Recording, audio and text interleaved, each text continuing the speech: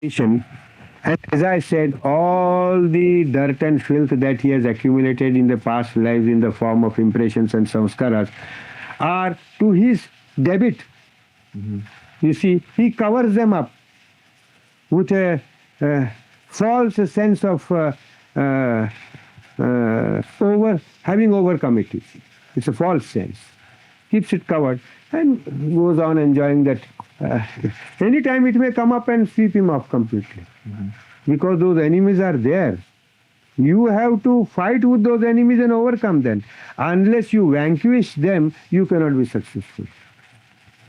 As I said, you go on, you see, earning money on one hand, and you have already created for yourself a debit of $10 million. And you go on earning a few millions here. And whatever you earn, you do not pay your debt out of that. You spend it. And that debt remains ever a burden on you. So at any time you are least inattentive to yourself, you see all this weight of these samskaras will come upon you and you will be swept away to the other extreme. So just meditate for strength maybe, or should... Meditate, if you have to meditate, only meditate on Baba to give you strength to lead the life, to please my beloved, to lead the life he wants me to lead. A little strength in me with all the sense of my obedience to Baba and my willingness 100% to obey him. You see, it was a very difficult task for me to go before my father and tell him that you are a hypocrite.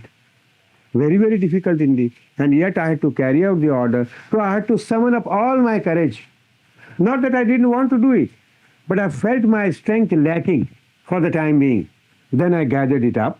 I went before my father and I just told him, gave the message that Baba had asked me to give, irrespective of the fact, irrespective of any anticipation as to how he would respond. And how would he respond in a nice manner? Not at all.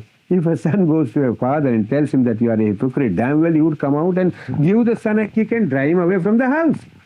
And the immediate reaction was similar. But my father also loved Baba. And my father was so much under the influence of my mother in respect of Baba. So, just on the spur of the moment, he said, my dear son, this is an insult you are throwing on me, and you better leave the house and go away. And I was prepared to go away. So he couldn't rest himself contented, and he just had me called back again. And that was all right.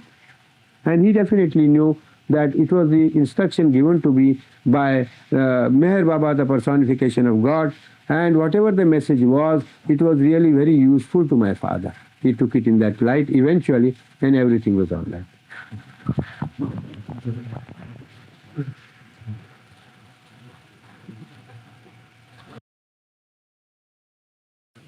Dealt with individual disciples and lovers individually, in a different way.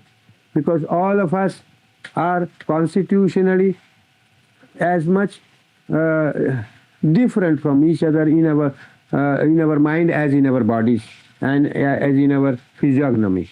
So Baba has to deal with every individual in the most suitable and helpful manner. So the order that he gave me, probably he has not given to anybody else. There may be more difficult orders given to somebody else, which he has carried out. Here's the question. If we follow the dictates of our conscience, and because Baba had asked us to find him in our heart, you see, we have to remember and love Baba with all our heart and refer to our conscience for any decision we have to take. We have always to think that by doing such and such a thing, will my beloved be really happy with me? Will he be pleased or displeased? And he will be most pleased if you do a thing according to what he has told us in his writings, in his work, coming down from people who have had a